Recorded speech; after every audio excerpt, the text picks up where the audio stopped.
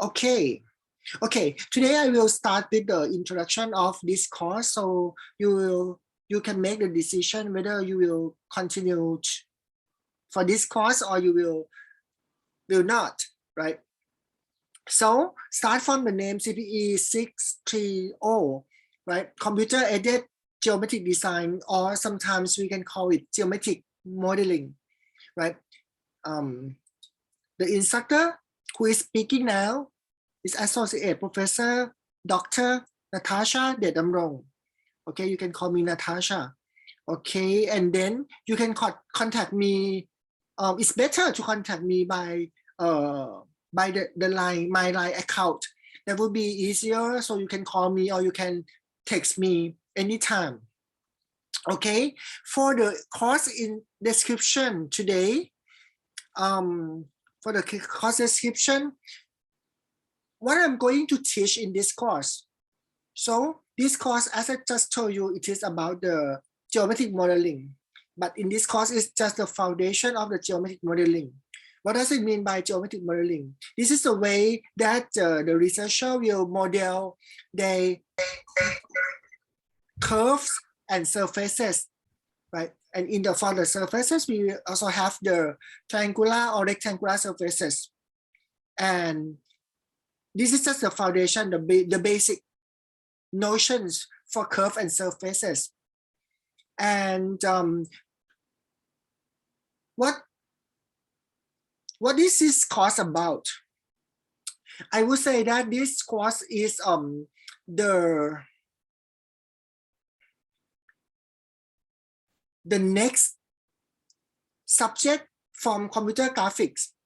I would say that in the past, when you are studying for the graduate degree here, I will suggest you to start from the computer graphics course, and then we'll go to computer aided geometric design. So in order to, you can have the basic foundation for graphics before you can come to study this course. But okay, when the curriculum has been changed, so we drop out the computer graphics from this course, from this curriculum, because normally the students who are graduated from KMUTT, right, especially for the computer engineering department, they will had the opportunity to study computer graphics before. So I don't have to maybe to recall about computer graphics again. So in this course, CAGD, right, I will also refer to the last part of the computer graphic, that is about the Bezier curve and the curves modeling, that I will review you today, right? So in this course, I will show you about the concept and the mathematics theory of curve and surface modeling. I will start from Bezier curve, that is the most famous and very useful curve model, right? And then we'll go to Seitz-Ball, Wang-Ball, DP, and B-spline curve. And we will talk about their important geometric properties. In this course, I will focus on the algorithms for computing these curves efficiently. And we will consider them as the polynomial or non-rational and rational ones. So in order to do this way, we have to study about the relationship between these kinds of curve. And then we can make use from the polar form approach. And the degree elevation and degree reduction will be also considered in this course. And then if we have time, we will go to the rectangular and surface and triangular patch. Okay. But if you have not enough time, and if you still would like to continue studying about this kind of subjects, right? I will also have another course that is, I'm not sure about the name. It is a CPE 6T1. We call Advanced Geometric Modeling. Right? This is the next course in this line. Okay, for the course material, I will give you the lecture note on geometric modeling, right? And if you want to read the textbook, I will suggest you to read two important textbooks. Right, the first one is Computer-Aided Geometric Design by Gerald Farin. He's a father of CAGD. And I also suggest you to read this book, Curve and Surface for Computer Graphics by David Solomon. And in this book, the reason why I suggest this book, because this book will show you the theory of or the mathematics foundation of the geometric modeling, and also provide you the Mathematica programs, so you can understand the concept of the geometric modeling by using the Mathematica programming. Okay. And I also provide you some journal papers that are related to our course, right? And I will give it to you right away in the week that you need to get this journal paper. And for the schedule, right, I will follow the topics that listed in this page, but I will maybe have this is such a tentative schedule, right? I will change, I may change them, the sequence of these topics. It depends on the situation. Okay. And before I will go to the lesson today, I will have to say that I think you all have some experiences in programming, right?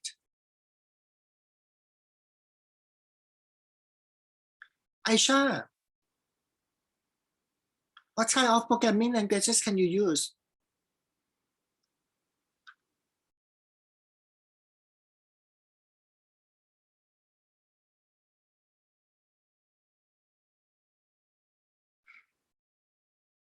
Okay, maybe she just open Zoom and then go somewhere.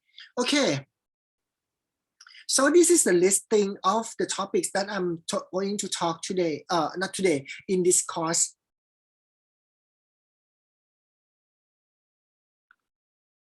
She sent a direct message to me. Aisha, you should not send the direct message to me. You can send the message to the room, in order everyone can see your message. Okay. Aisha, what are the programming languages can you use? Hi, John. I can use, I have learned Java and Python and C++ as well. Okay, that's good. Yes. How about our one Navy? Navy? One Navy? No, we have John, one I have Navy. never learned. John, I did some programming Student. We trust. in MATLAB as well. Yes, I can use the Python, C, C++, and JavaScript as well. Okay, that's good. Okay, but in this course, I will introduce you a new language, new programming language. We can call it Mathematica.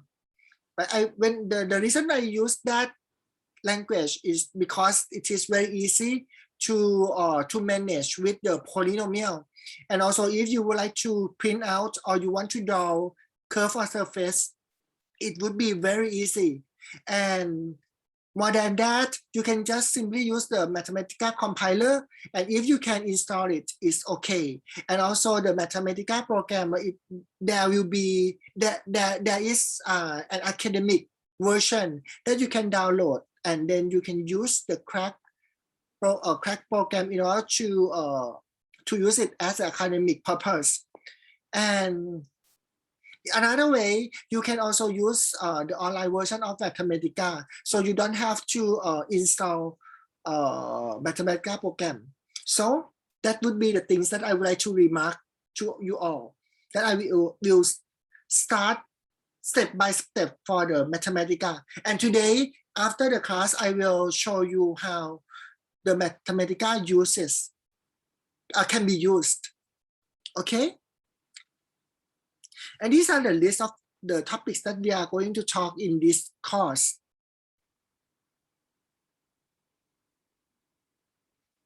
And for the grading system, it would be like this, right? Midterm exam and final exam will be 30%, and 40% will go to the lab and the term project.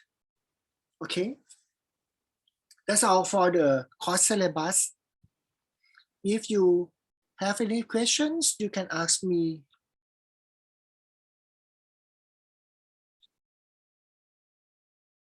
Please feel free to ask.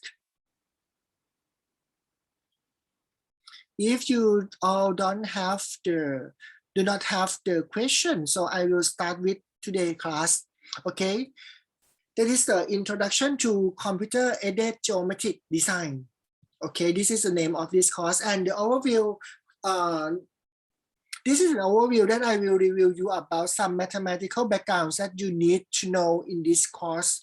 Right, I will start from the straight line equation, and then you may have to know the equation that is to calculate for the distance from point to the straight line, and I will have to introduce you the geometric equations for the curve, and then you will have to know about how to join two curves together. And I also introduce you about the Hermite curve, and then I will end up today with the Bezier curve that I've just told you. That Bezier curve is a popular and well-known curve modeling. Okay. Okay, I will start from the straight line.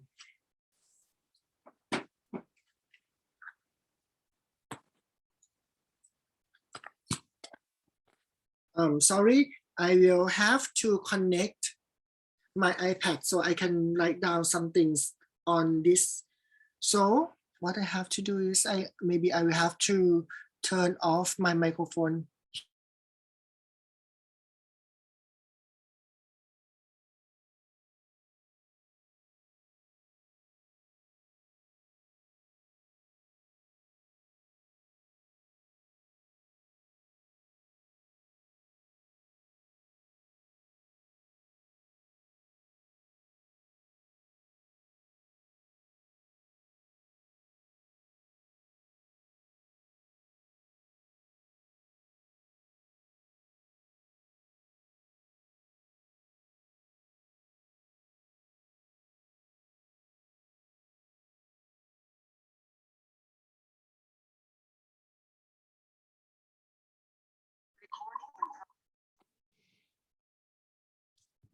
Hello?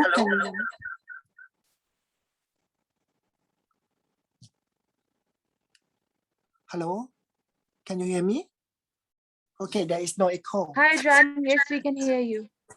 Okay, that's good. Okay, because I'm going to use microphone from my iPad, so I will have to check for the sound system. So now there is no echo, so that's good.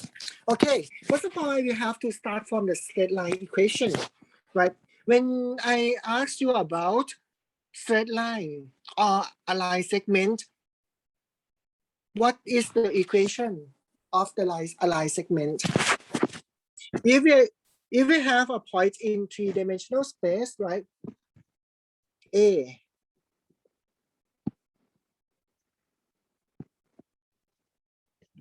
Okay, A.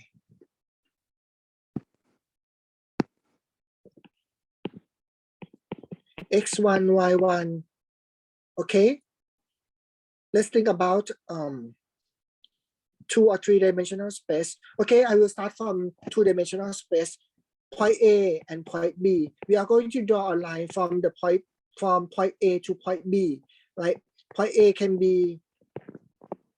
is located at x1, y1, and B is located at x2, y2.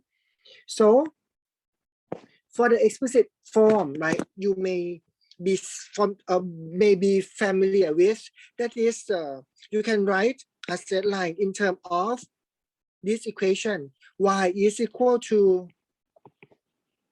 ax plus b, right? This is like equation that is explicit. What does it mean by explicit? Explicit means when you substitute x Suppose in this example, when you substitute x1, you can get y1. If you substitute x2, you can get y2. So that's why we call it explicit. Explicit in the sense that when you substitute x by one value, so you can get y value right away. Okay, but this is just simple. In this course, we are not going to use explicit form of a set line. We will use parametric form. Parametric form like this. So if you want to show in 2D,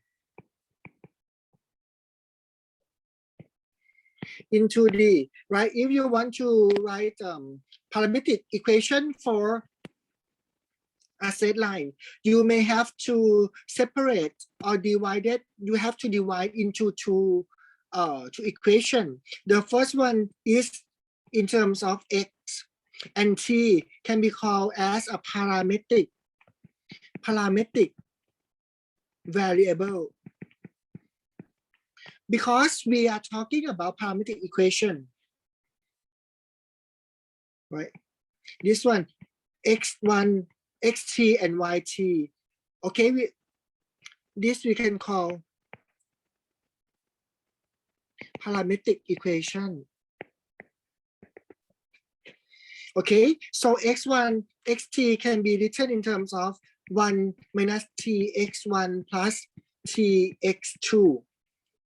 And y, similarly, you can write it in terms of 1 minus t y1 plus t y2. So this we call parametric form.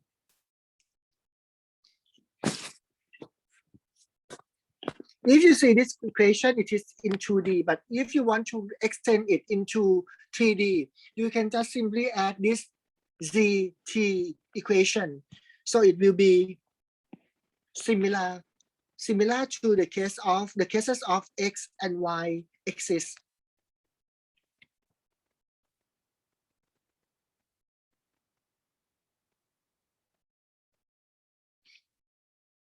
Okay? Are you still happy?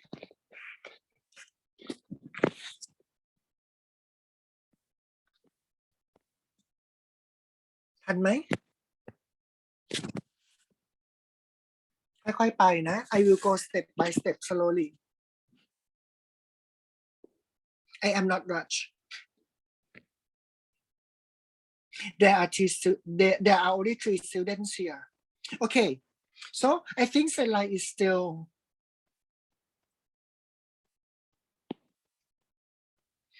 okay.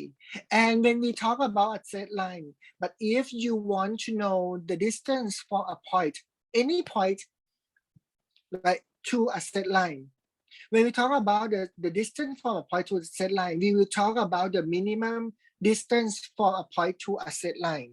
That is the distance that is perpendicular to the line. Suppose we have a line segment display expressed in this term, ax plus by plus c. This can be called implicit equation. So now we have 3 kinds of equation modeling. The first one is explicit, right? Y is equal to mx plus b. And then implicit equation, so we move everything to the same side and then let it equate to 0. And the last one you have just known, that is a parametric equation. Parametric equation, right? That we can write the curve or the line segments in terms of the 2 or 3 equations according to whether it is a 2 or 3 dimensional spaces. Okay, in this way you can convert it into the implicit equation like this, and then you have a particular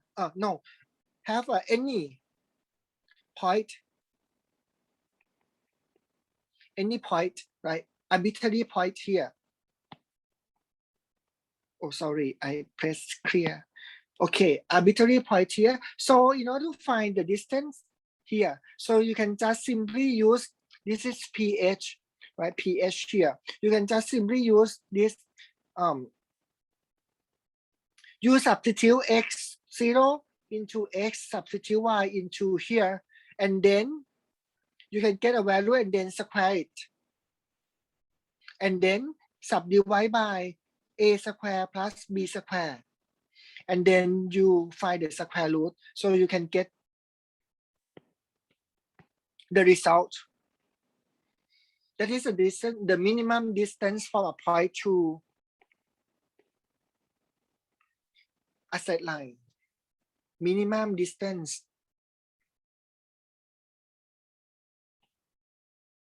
Okay. The next things that I would like to introduce you today, so I will introduce you 3 terminologies. They are important in this course, right? Linear, affine, and convex combination. Okay, we have to start from the simple one, linear combination. Suppose we have endpoint x1, x2, x3 to xn, right? They are endpoints in 3-dimensional space or in 2-dimensional space. Is depend. It's up to you. So when they say that a point x, any point x is said to be linear combination of x1, x2, x3 to xn, if x can be expressed as follow. X can be expressed as x is equal to alpha 1 x1 plus alpha 2 x2. This one is dot dot dot. Okay, this one is dot dot dot.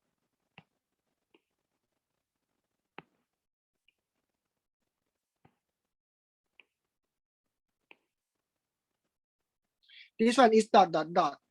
Alpha n xn.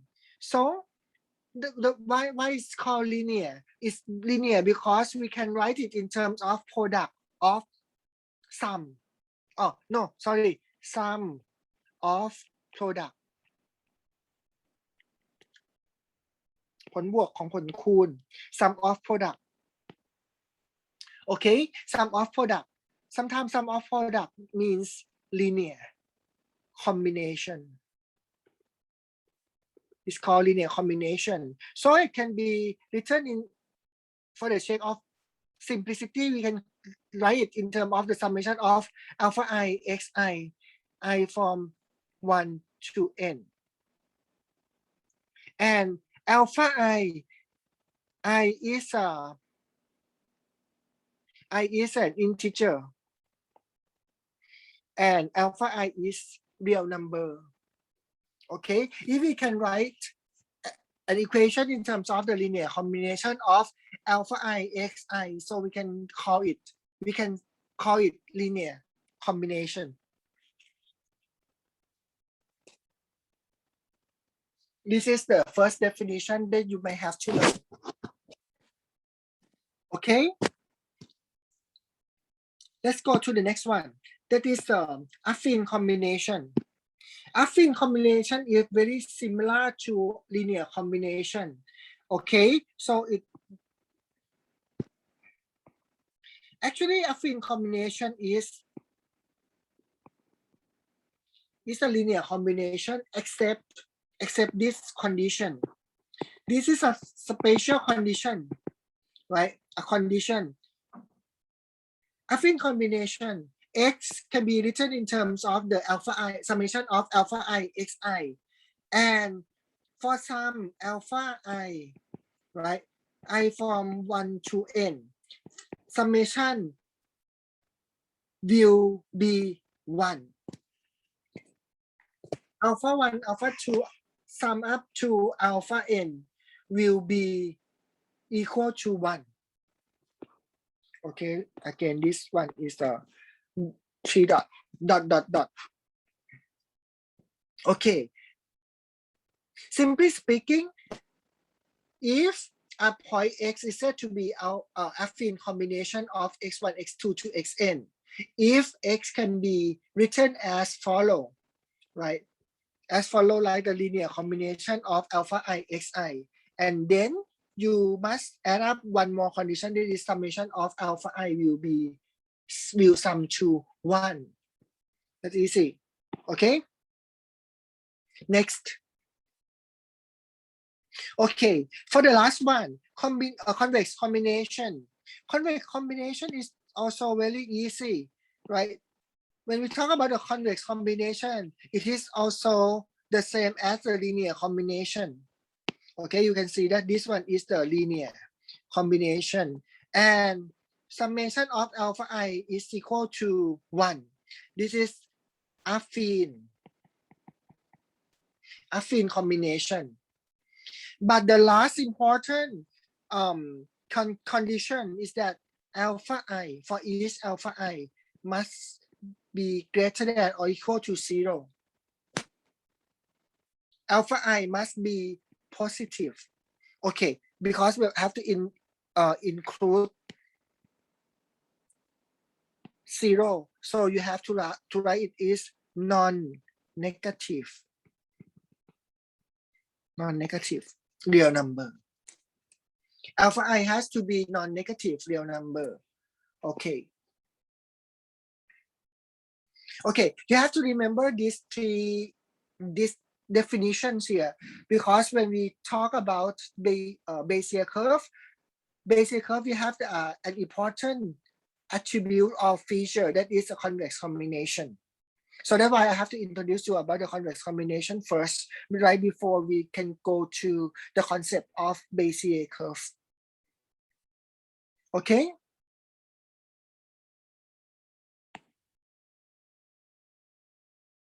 One more step. Because we are going to deal with the curve, right? So we have to start from the curve equation.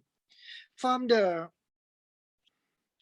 this, right? If you want to define a line in 3-dimensional space, 3D line, or straight line, we can express it in terms of T equation. Xt is equal to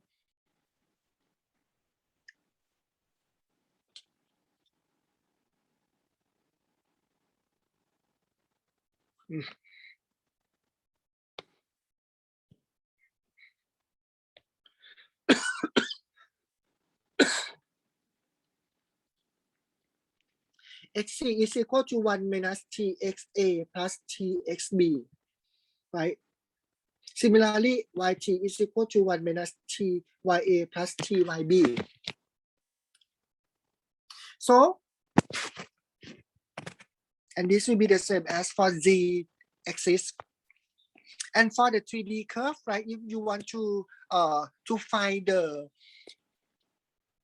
parametric equation of 3D curve, parametric equation, right? In 3D curve, so we can come up with the 3 equation xt, yt, and zt. Okay, so in order to make it to be standard for the curve, so we can define it like a0 plus a1t plus a2t square plus a3t raised to the power 3 until an t raised to the power n. Similarly, you can define yt in terms of b0, b1, b2 to bn, right? Similarly to the case of x-axis. Okay, until bn t raised to the power n. And also for the last equation, zt, right? We can define like this.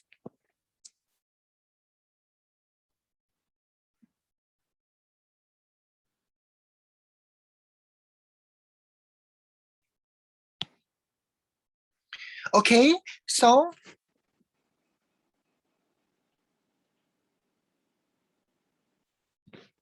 sometimes we don't want to write t equation at the same time. So we can combine them into just one equation like this.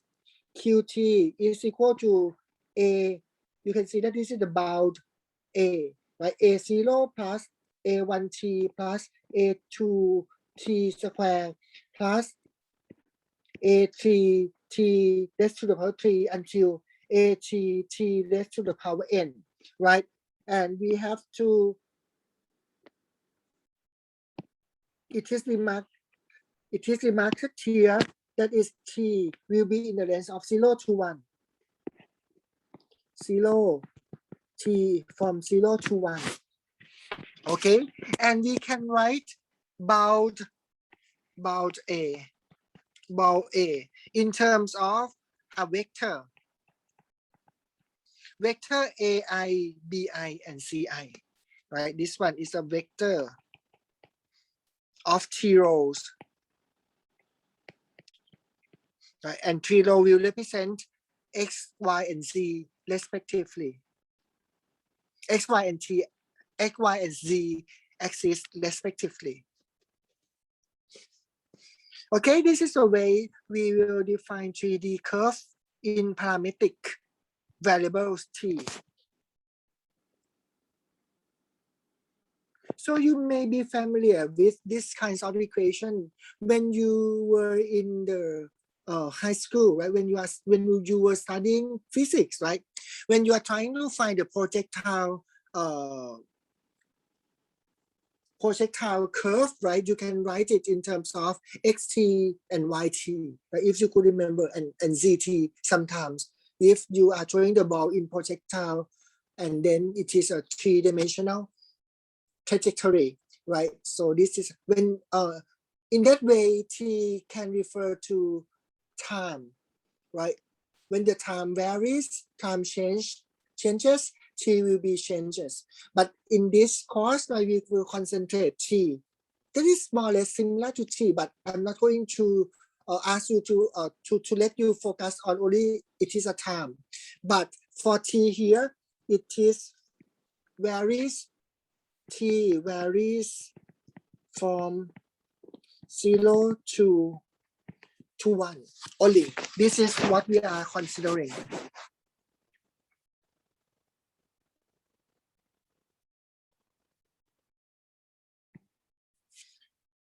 Okay, before we will go to the more detail of the curve, right? But I would like to suggest you to know, I would like to introduce you about a simple curve that we call cubic curve.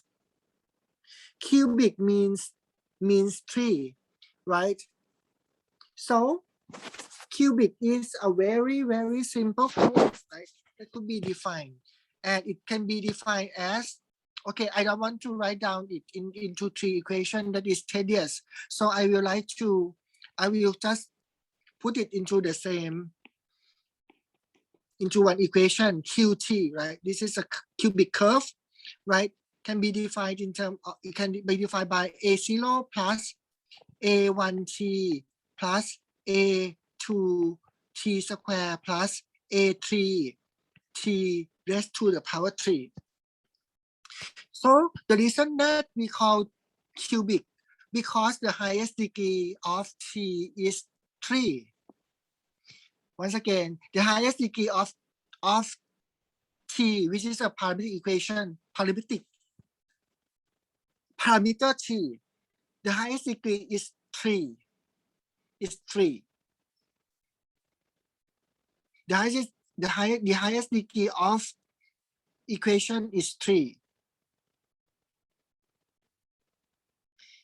But the other degree is equal to 3. Order means a number of term. Order is equal to degree plus 1. So which is 4. What does it mean by degree or order? Sorry. Orders mean this one, this term 1, 2 terms, 3 terms, and 4 terms. When we have 3 degrees, so we have degree plus 1 order, right? That is 4. And if you want to define a cubic curve, right, you have to guarantee that A3 must not be a 0 vector. Otherwise, it will be a quadratic equation. Quadratic means two. Quadratic curve. Sorry. Quadratic curve. Quadratic curve, quadratic means two. The highest degree is two, or the degree is two. Degree is two, order is three.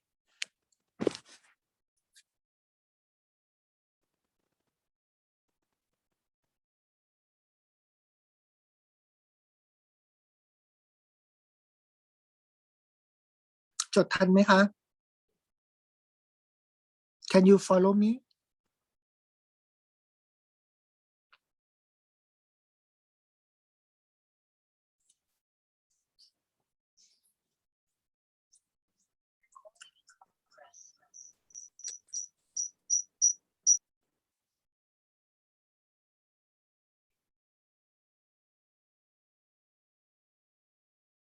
Okay, thank you, Aisha. Okay, so I will continue. Okay, so clear this page and then, okay, so now we know the linear combination, affine combination, and convex combination, and we also know about the equation, the parametric equation of cubic curve, right? In terms of the parameter 3. The next topic that I would like to introduce you is, suppose we have two curves, right? Any curves, any two curves, and we want to join them together. What will be the condition of how to join these two curves together? Suppose we have a curve QAT, right? And QAT will start from QA0. Because if you could remember, T is ranging from 0 to 1, right? So when you substitute T by 0, so you will get the first point of the first curve. And when you substitute QA by 1, T is equal to 1, you will get this point, which is the ending point of the curve QAT. Okay. Similarly, for the case of QBT, right? If you substitute T by 0, so you can get the first point QB0 of the second curve. And if you substitute T by 1, so you can get the ending point of the curve, right? So the condition of joining two curves together must be QA1 must equal to QB0. Am I right? Okay, this is very simple. If you have two curves, right? If you have the first endpoint of the first curve and the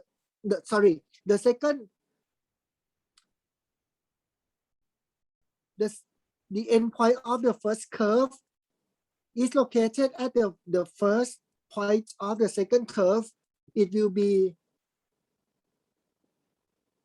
joining two curves together. Okay, so it can be written like this. Two curves joins at J, this point is J, with C0 continuity, even only if QA1 is equal to QB0. Or we can say that QA1 is located at QB0, the same location. So we can say that these two curves joins with C0 continuity. C0 continuity is very simple. You can just join it. You don't have to. Okay, if the first curve is like this and the second curve is like that, so maybe they are not smooth in joining, but they just locate this point are located at the same location, so it doesn't matter, right? But when you want to join two curves together, you need the smoothness of the joining. curve, two curves as well. So that is what we are going to talk about in the next slide. This one is 0, C0. Please remember this one, C0. Next.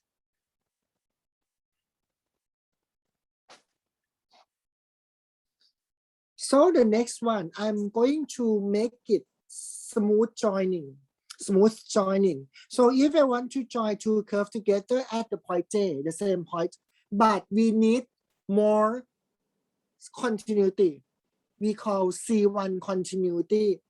Even only if they are joining at J with C0 continuity, but Q prime A1 is equal to Q prime B0. Q prime A1 is the derivative of QA1. Similarly, for the Q bar B0, like this is also the derivative of QB at the point T is equal to 0. What does it mean by this? In mathematics or in calculus is the derivative. In physics, it is, they are the velocity. We can call it velocity, okay, in physics. In mathematics, it's derivative.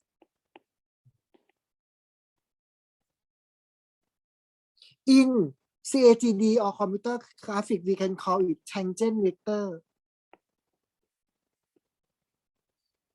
What does it mean by tangent vector? Tangent vector is a vector. Suppose we have a curve like this. Tangent vector is at this point is a vector that is touching the curve.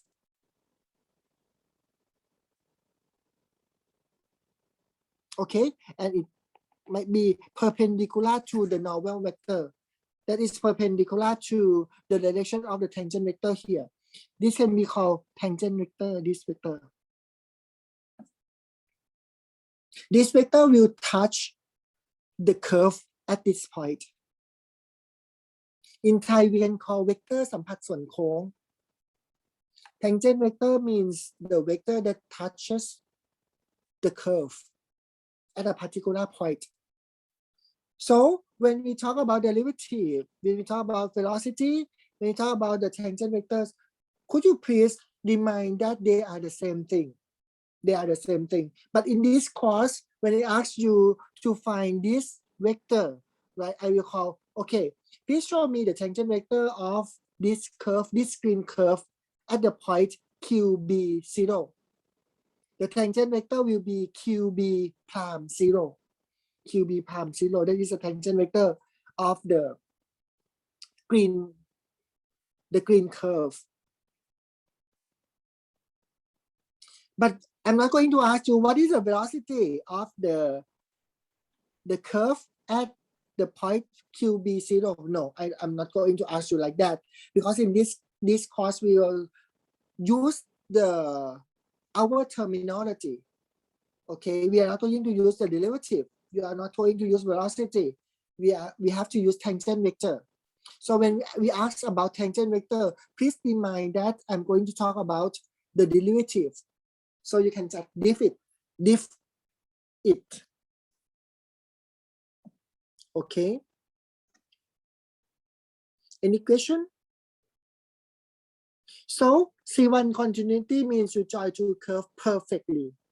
But sometimes you don't want to make it so strict like this.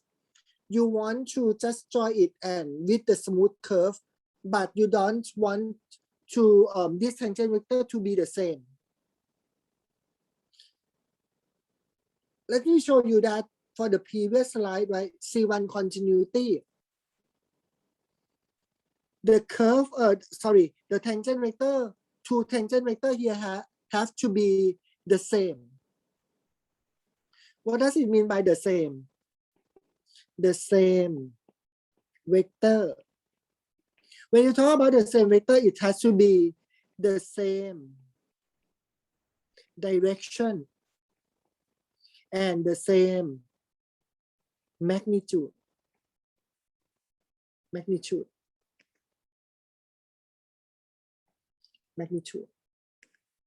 Okay, the same direction and the same magnitude, but sometimes you don't want to have the same magnitude for joining curve. If we want just only the same direction, no problem, just the same direction, but it could be different magnitude. So we are talking about G1 continuity. G1 continuity means two curves you join at J with C0 continuity, but the derivative of, sorry, I use derivative. The tangent vector of the pink curve, tangent vector Q prime A, actually it's, normally it will be equal to Q prime B, right? But you put this constant in order to show that they are not the same magnitude. They can be different magnitude. They can be different magnitude, but they have to be the same direction. The same direction, but different magnitude.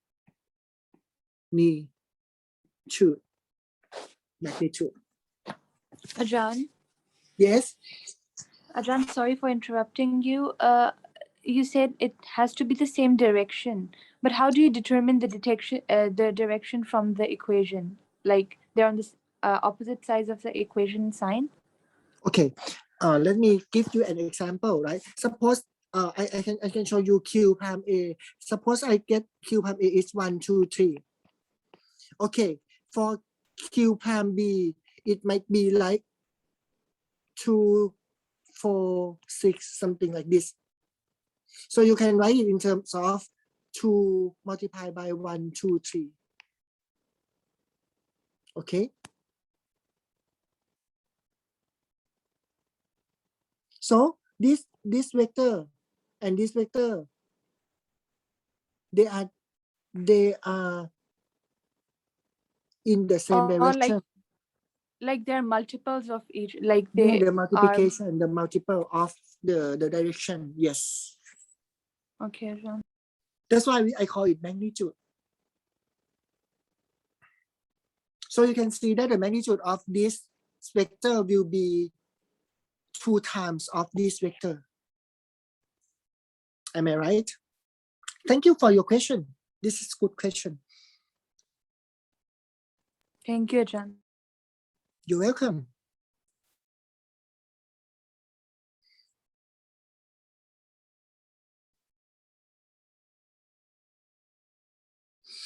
Okay, the next topic that I'm going to talk is the Hermit curve.